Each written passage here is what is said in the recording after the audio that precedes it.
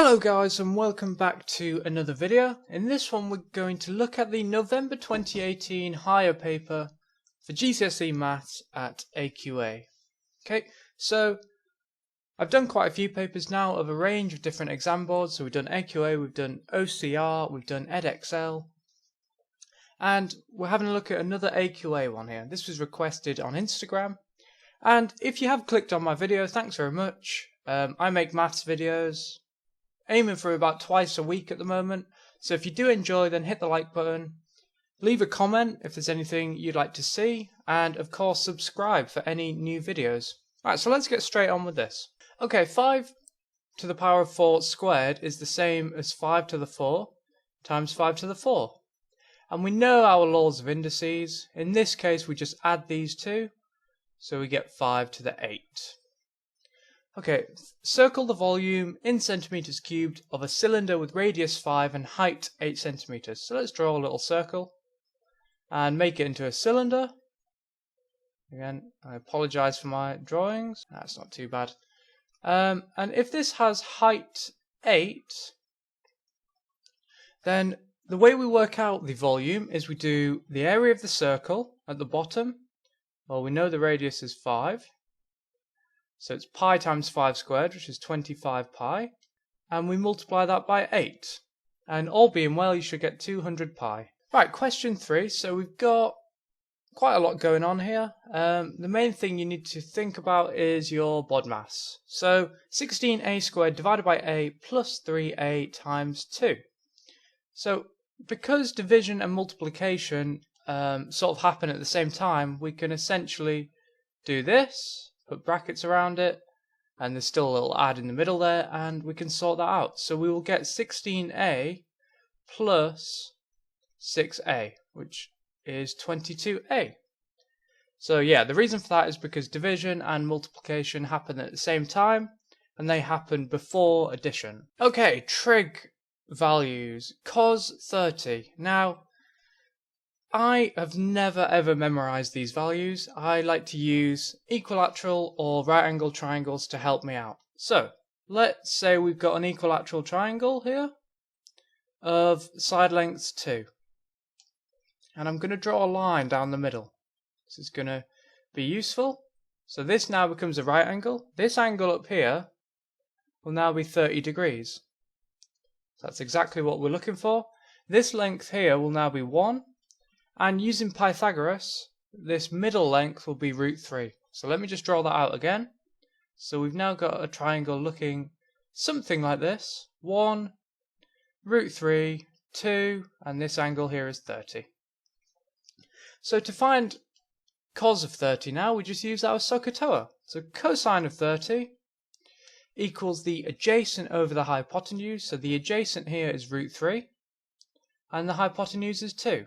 And thankfully, that's one of the answers in the list. So there we go. Okay, question number 5. Work out 8.5 divided by 2 2/3. Now, the best thing to do with these is to change them into improper fractions, or top-heavy fractions, as some people call them. So let's do that. So 8.5, we times these two and add the 1. So we get 17 over 2. And we're dividing by 2 times 3 is 6, plus 2 is 8 over 3. The reason this works is because if you think of 8 wholes as 16 halves, then we've got 16 halves plus 1 half, that's 17 halves. Okay, and then to divide these, we just need to use the KFC method. No, not the fast food place, but we keep the first fraction the same. We change this sign. So that's the C, and we flip this fraction. So we're going to get 17 over 2 multiplied by 3 over 8. So 17 threes are 51. 2 times 8 is 16. And as a mixed number, this is 3 3/16.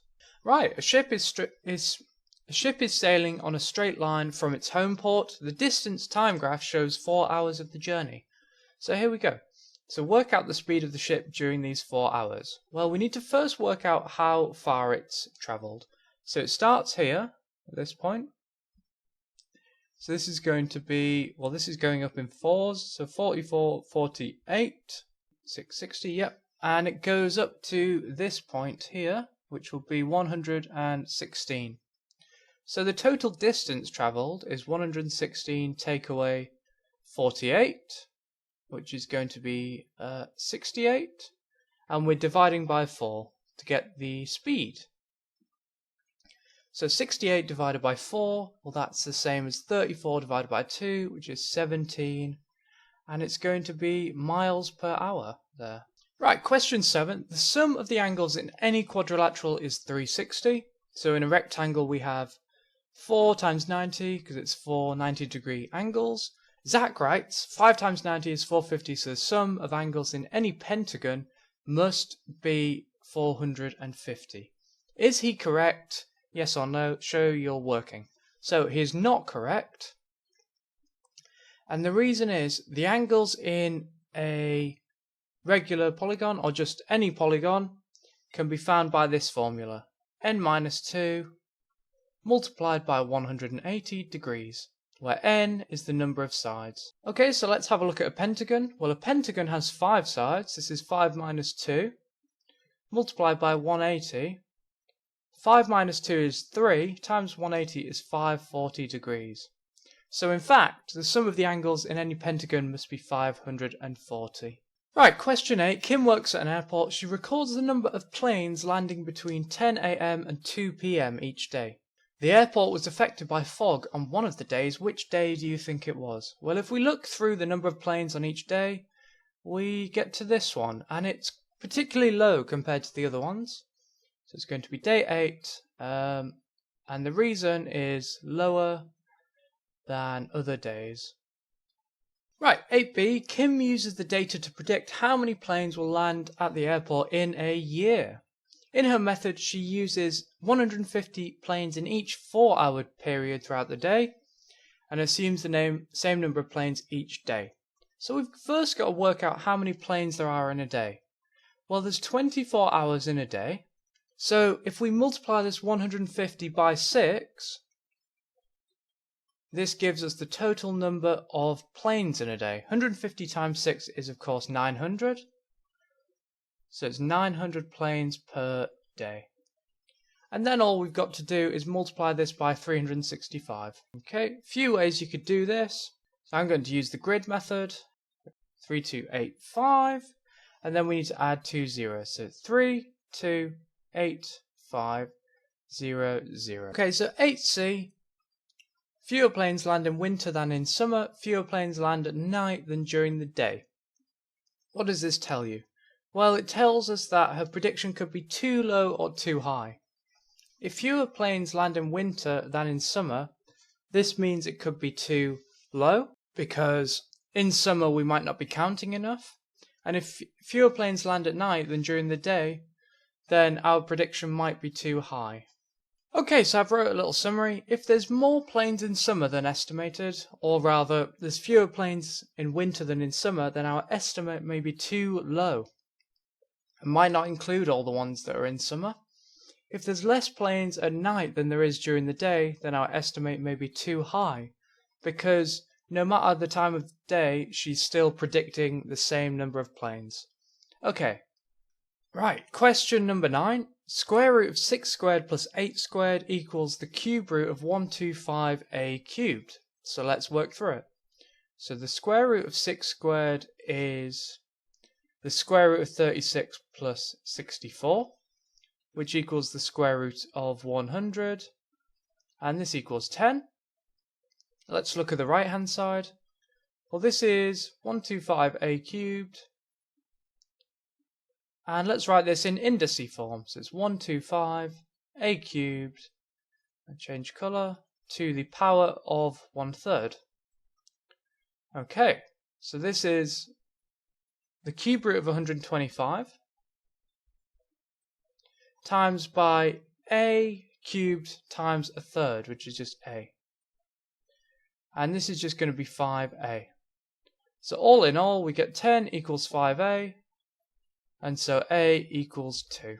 Right, percentage increases. So Nice and easy. We've started at 80, we've gone to 280, so we work out the difference, which is 200, and then we just need to divide by the original.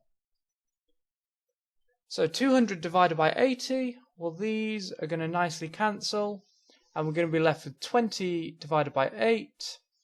This is the same as 5 divided by 2, which equals 2.5, and of course we need to times by 100, so we're going to get 250% there. Right, congruent triangles, let's have a look. So here are 4, which 2 are congruent. So hopefully after looking at it for a while, you will see that it's A and D. So they have the angle side angle, so A, S, A, again A, S, A, and yeah, the other 2 sides don't quite match up with the angles, so it's A and D. Okay, nice little quadratic equation here. We need to look for a way to factorize this so it gives us the answer. So x squared minus x minus 12, we know it's going to factor something like this, where these are both x's. Now we need 2 numbers that multiply to give minus 12 and add to give minus 1. Okay, so hopefully you can work out that this is minus 4 and 3. So we'll have x minus 4, x plus 3. And just check in, if we expand, we get x squared minus 4x plus 3x, that's a minus x in total. Minus 4 times 3 is minus 12. And so these brackets, this one tells us that x equals 4. This one tells us that x equals minus 3. And that is our answer there. Okay, nice little question on ratios here. So the ratio e to f equals 2 to 3. This tells us that e over f equals 2 over 3. And again, similarly, f to g equals 5 to 4. This tells us that f divided by g equals 5 divided by 4. And we want to get a ratio for e to g, i.e. we want to work out e divided by g. So in this formula here, let's make f the subject. So this tells us that f equals 3e over 2. And again, let's make f the subject in this one. So this tells us that f equals 5g over 4. And now, because they're equal, these two, we can set them equal to each other. So 3e over 2 equals 5g over 4. And cleaning this up a little bit, we're going to get, so e equals 10g over 12. And so e over g equals 10 over 12. And is that in its simplest form? No, we can have it as 5 to 6. So therefore, our answer is 5 to 6. Hope that makes sense there. That's just the way I like to do ratio questions. Any questions about that, just let me know in the comments. Right, Venn diagrams. Lovely question here. So work out the probability of A complement union B. So remember, A complement is anything outside of A. But first, we need to work out what's going to be on the outside of the circles. So everything adds up to 1, which means 0.3. In fact, let's call this value on the outside x. So 0.3 plus 0.15 plus 0.35 plus x equals 1.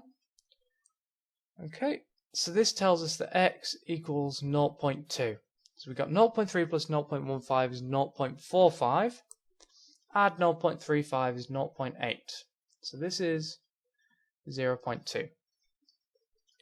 Right, so now the probability of A complement union B is going to be this value plus this value.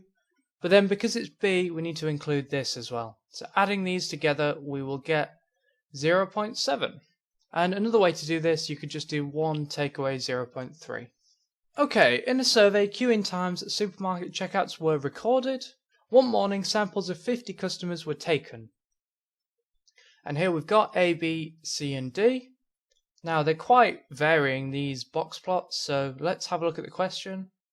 On average, which supermarket had the lowest queuing time? Now, remember, we're looking for average, so we're looking for the median. And in this case, the lowest median is C. Okay, so C, lowest median. So because the middle person essentially had the lowest queuing time, that means that on average, they had the lowest queuing time. Right, at which supermarket were the queuing times most consistent? Okay, now, consistency, your mind should scream out at you, interquartile range. And this one here, B, has the lowest interquartile range. So that means the upper quartile take away the lower quartile. So that's B, smallest, IQR. Okay, circle the number that is closest to the value of 29 cubed. Now we might consider this as an approximation as 30 cubed, which is 30 times 30 times 30. 30 times 30 is 900, times 30 is going to be 27,000. So this might be our approximation. Okay, 17, nice one on indices, 3/4 to the minus 3. So this is the same as, well, that minus means we can take everything to the bottom. So it's 1 over 3/4 cubed, which is 1 over 3 cubed over 4 cubed, and we can bring that 4 cubed up to the top. Okay, 4 cubed is just 64, 3 cubed is 27. So that is our answer there. Right, Beth and Mia translate documents from Spanish into English. A set of documents that would take Beth 8 days would take Mia 10 days. Beth starts to translate the documents. After 2 days, Beth and Mia both work on it. How many more days will it take? Okay, so Beth's done 2 days by herself, which means she's done 1/4 of the work.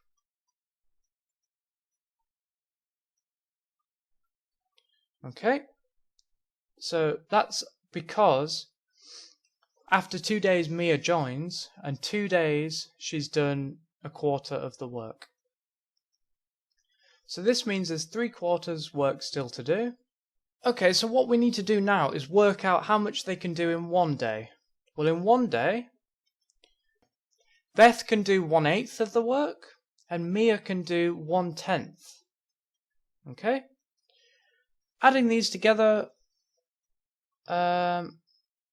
few ways you can do it, but let's make the denominator 40. So that has to be a 5, and that has to be a 4, so it's 9/40. And then we need to divide the work to do by the amount they can do in 1 day. So 9 over 40. Okay, this is the same as flipping the second fraction, 3/4 times 40 over 9. So it's 120 over 36, which is going to be 30 over 9. And this can simplify even further to 10 over 3. So this is 3 1/3 days, but they're going to need 4 days to do it. Okay, in a chess club there are X boys and Y girls.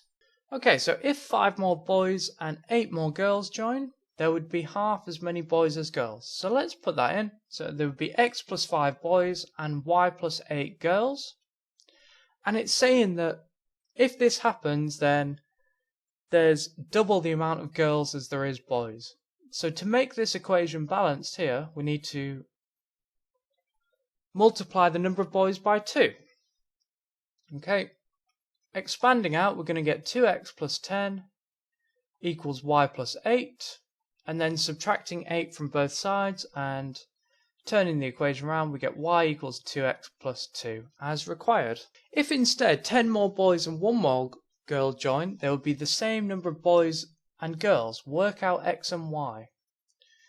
So this time, we don't need to do any adjusting. We'll get x plus 10 is equal to y plus 1. And this is because there will be the same number. Okay, so this tells us that y equals x plus 9. And now we need to solve them simultaneously. So in the last one we had y equals 2x plus 2. And because we now have two expressions for y, we can set them equal to each other. In other words, x plus 9 equals 2x plus 2. And rearranging this, we will get x equals 7. So if you minus 2 from both sides, you get x plus 7 equals 2x. And then, take away x.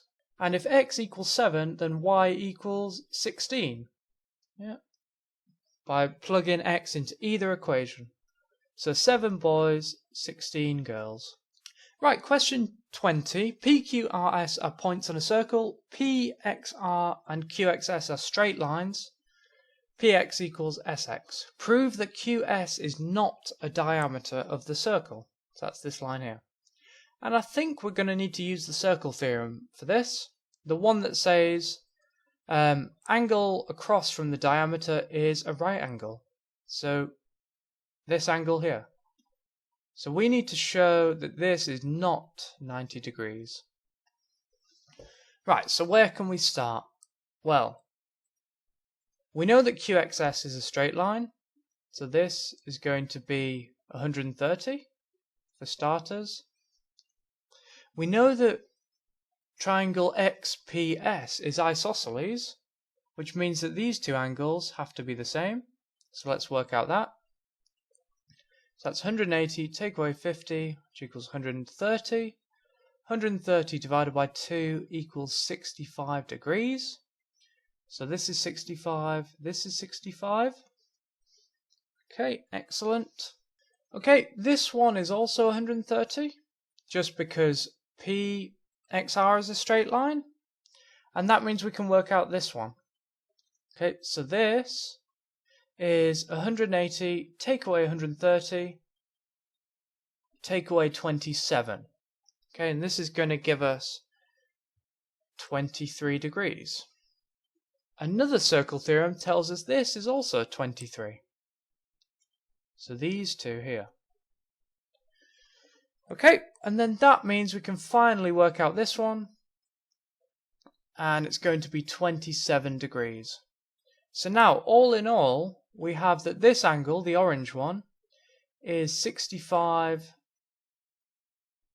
degrees plus 27 degrees, which is in fact 92 degrees.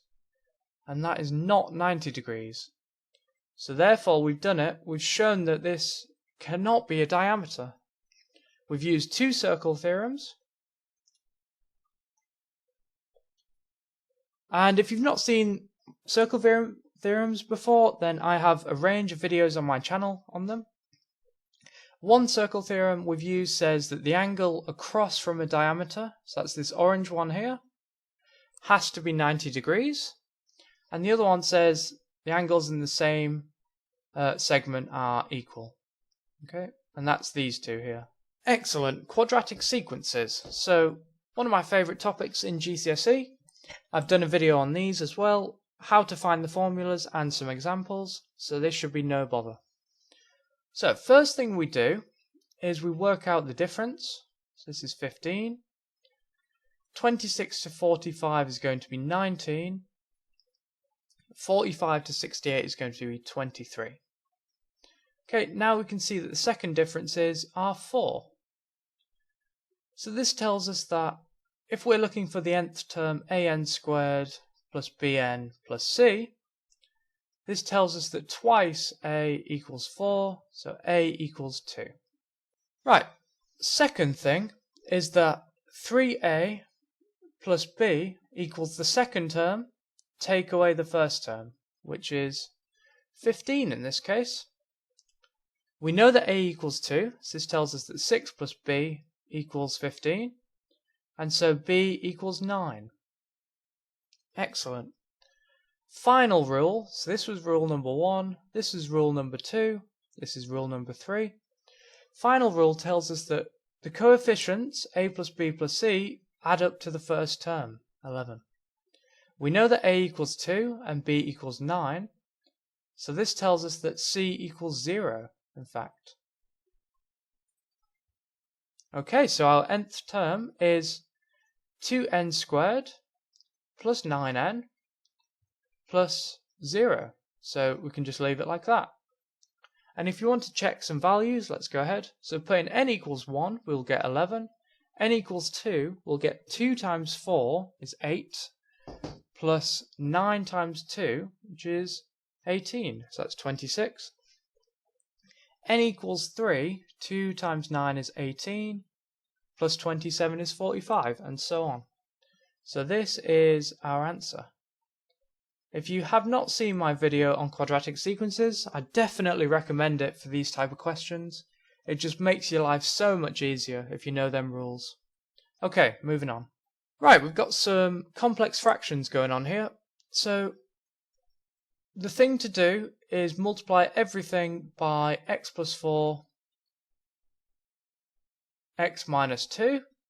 So what's this going to give us? We're going to get x, x minus 4, x, so that's a plus 4, minus 2 over x plus 4, plus 7, x plus 4, x minus 2 over x minus 2 equals, well, 1, x plus 4, x minus 2. Some things are going to nicely cancel. These things, and now we've just got to sort these out. So x times x minus 2 is x squared minus 2x. 7 times x plus 4 is 7x plus 28. And on the right hand side we're going to have x squared plus 4x minus 2x is plus 2x minus 8. Okay. Again, nicely, the x squareds are going to cancel on both sides, so that's really helpful. We're going to have minus 2x plus 7x is 5x plus 28 equals 2x minus 8. Taking away 2x, we're going to get 3x. Taking away 28, we're going to get minus 36. Dividing by 3, we're going to get minus 12. So that is our answer there. Okay then, prisms A and B are similar. That's really important. The cross sections are shaded. Prism A has a volume of 480 centimeters cubed and prism B has a length of 30. The cross section of A to the cross section of B is in the ratio 4 to 9. So let's call this one A and this one B. So A to B equals 4 over 9. Right, something really useful. We can find out the ratio of the lengths, and we can do this using this. The area of the cross section of A to the area of the cross section of B is in the ratio 4 to 9. This means the length of A to the length of B is in the ratio root 4 to root 9. Because if prisms are similar and they have similar lengths, then their areas are going to be similar in length squared. Okay, I hope that makes sense. So the length of A to the length of B is in the ratio 2 to 3. In other words, we get this length is 20 centimeters. Really helpful there. Because this now allows us to work out this area. So remember, the volume is the area of the cross section times the length. So it's the area times 20 in this case. Okay, and I'll come down here. So we know that 480 centimeters cubed is the area of the cross section, that's that, times by 20 centimeters. And what do we times by 20 to get to 480? Well, that's just 24. And that's centimeters squared there. So this area is 24 centimeters squared. Excellent. So to find the cross section of B, or the area, we do 24 divided by 4, 6, and we times this by 9 to get 54 centimeters squared there, sorry. So there we go. Nice question there. You've just got to be careful and know that your lengths, if you have two shapes that are similar and they have similar lengths, then their areas, you need to square the lengths, to get the ratio. Right, show that 2 root 6 over root 5 minus root 3 over root 10 can be written in the form c times root d over 10. There's been quite a lot of algebra in this exam. It's been quite good. So let's multiply the first fraction by root 5. So we get 2 root 6 times root 5 over 5. And let's multiply the second fraction by root 10. Root 3 root 10 over 10. Okay. Let's multiply let's multiply the first one by 2. So we're going to get 4 root 6 root 5 over 10 minus, and then root 3 times root 10 is just root 30 over 10. And this is 4 times root 30 over 10. So in total, we've got 4 times root 30 over 10 minus root 30 over 10. So in total, we just have 3 lots of root 30 over 10. And that is our answer there. Okay, a quadratic curve intersects the axes at -3, 0, 3, 0, and 0, 18. Work out the equation of the curve. So let's call our curve y equals ax squared plus bx plus c. We know that when x equals 3, y equals 0, so let's plug that in. So we're going to get 0 equals 9a plus 3b plus c. Okay, so that's one part. When x equals -3, y also equals 0. So that's going to give us 0 equals 9a minus 3b plus c. And finally, this bit at the top, we get x equals 0, y equals 18. So this tells us that 18 equals, well, this is going to go to 0, this is going to go to 0, c. Okay, this is good. So let's go down here. So now we have that y equals ax squared plus bx plus 18. Our first equation now becomes 9a plus 3b plus 18 equals 0. And our second one now becomes 9a minus 3b plus 18 equals 0. Okay, so now we can add these two equations. Okay, this might be slightly unorthodox, but it works for me. So 9 plus 9 is 18a. 3b plus minus 3b is 0. And this is plus 36. So this tells us that 18a equals minus 36, and so a equals minus 2. And this makes sense because it's a negative quadratic curve. Okay, so now we just need to work out b.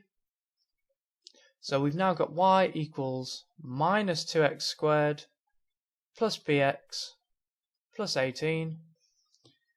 And which one should we use? Let's just use equation 1. So we've got 9 times a is minus 18 plus 3b plus 18 equals 0. These two are going to nicely cancel. And we're going to be left with 3b equals 0. So b equals 0. So our final answer, this is now 0. We're going to be left with y equals 18 minus 2x squared. Okay, the area of this triangle is 25 root 3. So that's good to know. Work out the value of W. So this looks like we're going to have to use the sine rule and then use the cosine rule to find W. So let's recall the sine rule. So it's A equals a half AB sine C. In this case, this is our C, this is our A, and this is our B. So the area equals 1/2 times x times 20 times sine of 60. Okay, sine of 60 is root 3 over 2, so we're going to get, what's that, root 3 over 2.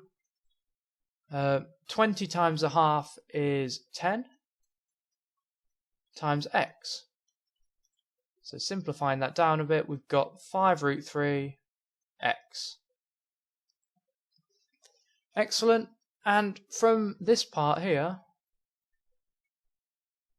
we know that it's equal to 25 root 3. So I'll put that here.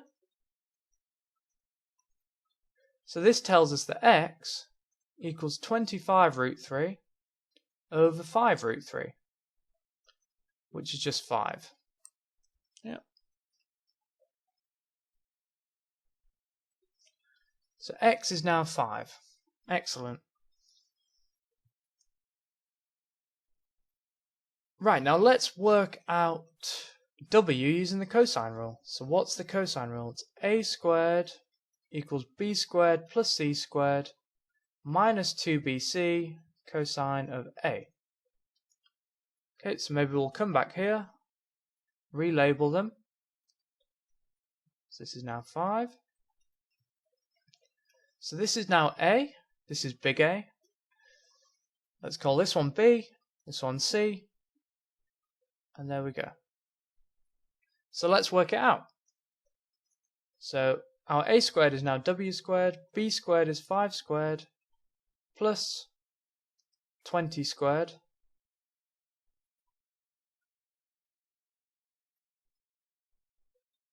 minus 2bc, so that's 2 times 5 times 20, times cosine of A, which is cosine of 60.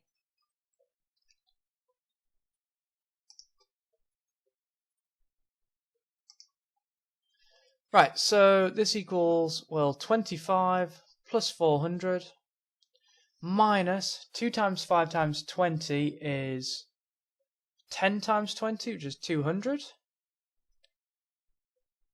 And cosine of 60 is a half. So what have we got? We've got 425 minus 100, which equals 325. Okay, square root.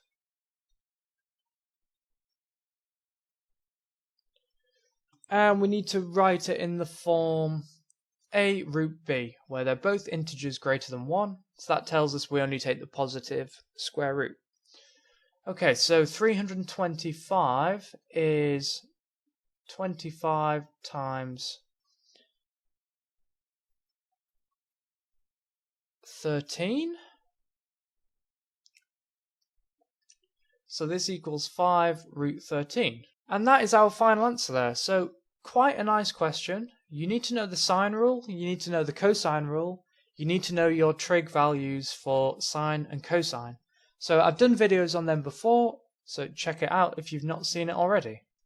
Right, final question. Here's the sketch of cosine x for x from 0 to 360 degrees. We're given that alpha is an acute angle, which means it's less than 90. And we're told that it's some value k. Circle the value of cosine 180 minus alpha. Okay, so 180 minus alpha is going to be somewhere around here. And the value of cosine then is going to be this one, which is minus k. Right? Circle the value of cosine 360 degrees plus alpha. Well, cosine is periodic. which means it repeats every 360. Therefore, cosine of 360 degrees plus alpha is the same as cosine alpha. So this is just the same as k. Wow, we've made it to the end. So amazing if you've made it this far, guys. Really appreciate it. Why not hit the like if you have? And of course, leave me any comments of any videos you'd like me to do. Thank you very much for watching. Please subscribe to my channel. I put a lot of effort into these videos. Check out my Instagram if you haven't already. I post pretty much daily over there. See you next time, guys. Bye bye.